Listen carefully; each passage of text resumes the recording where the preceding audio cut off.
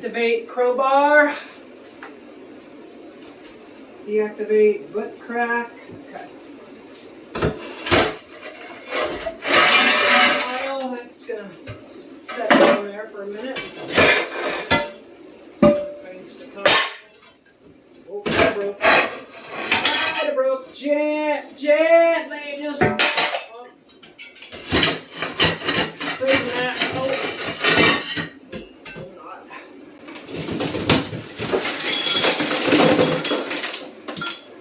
Oh yeah, that's yeah. That's freaking disgusting. We found the smell. Really awful. Okay. I need to get it out of the way a little bit. Yeah. Good. It's a little heavy. It's a little 100 pounds of water. That was what I didn't want to do. Yes! Whoop whoop! That was disgusting. I need to replace this beam, right?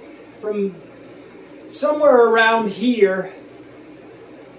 I have to join it back to here, all the way over to here, and then from here to there is just disgusting, rotten, just bad.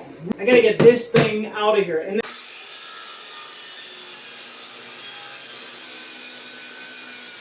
so this, now it's really easy to pull this out of these nails, and then this one off of here. Now it can work in this space, see?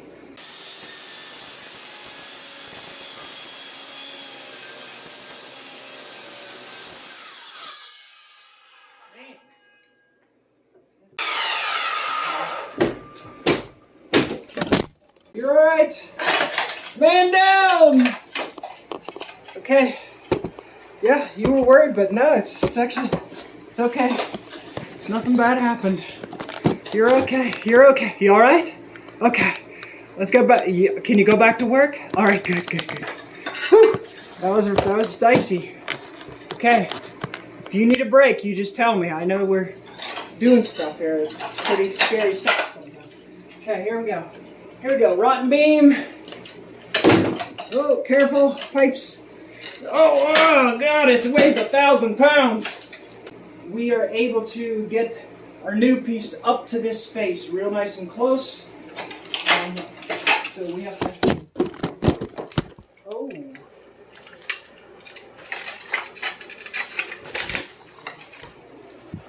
Okay, I can see you're not too steady on your feet tonight. Had a couple too many drinks. I mean, okay, it's Friday night, you know, I can't expect too much from my help. You guys, you guys wait in the truck, okay? I got this, okay? Just, you know, don't get hurt. That's what I'm really trying to say. 'Cause fittings are expensive, you know, and you'll add $50 to your bill if you just pitch these away.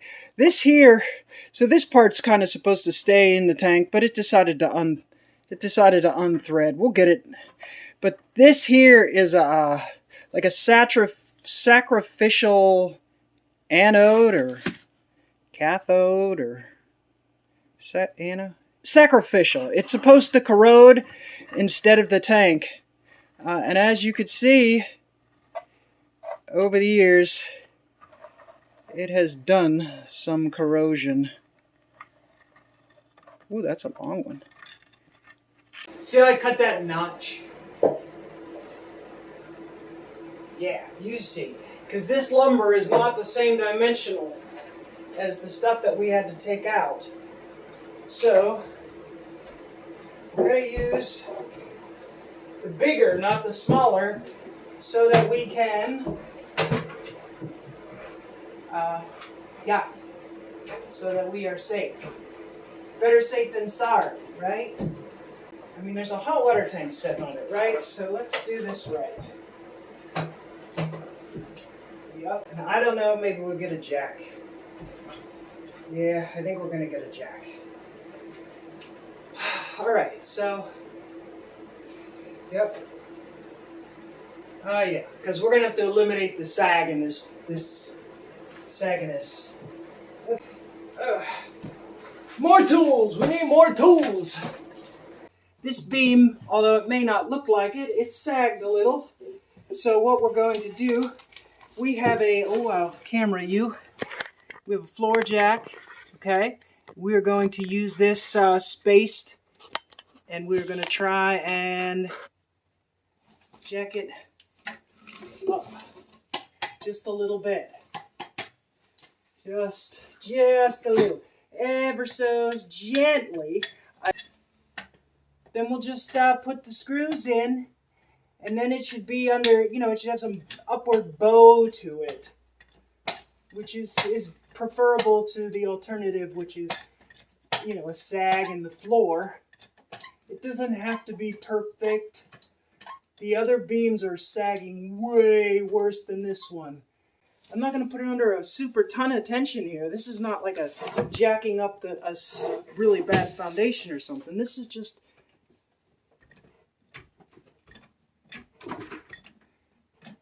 yeah. Taking the tension off of there. To allow me to put some screws in. Now for screws, I have 3-inch. These are not drywall screws. These are construction screws. Okay? And we are going to use a washer, not because the washer makes it so that the screw spins easier. It doesn't have to be, you could use a fender washer, but the idea is that the screw continues to spin. You could use lag bolts as well, which I may still do. I could go a little bit more.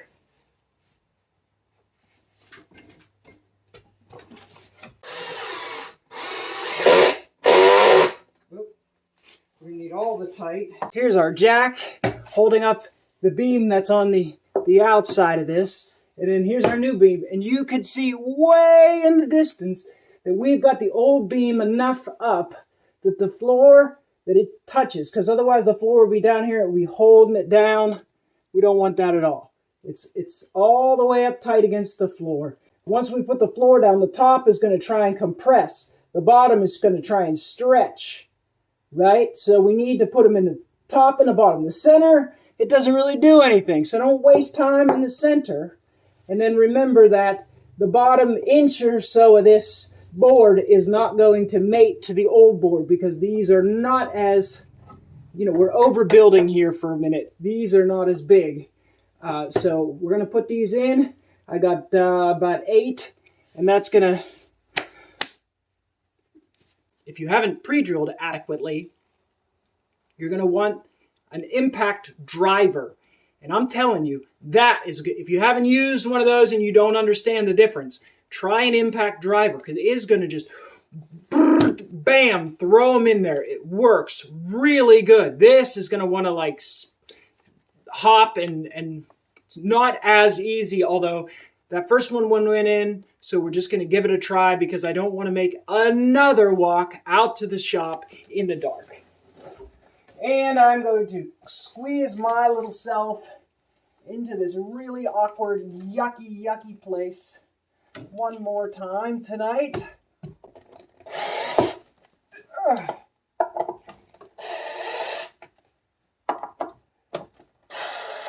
Okay.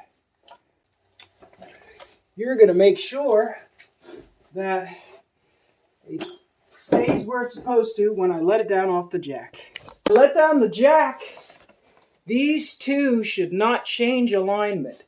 So you watch closely while I do that. See what happens, okay?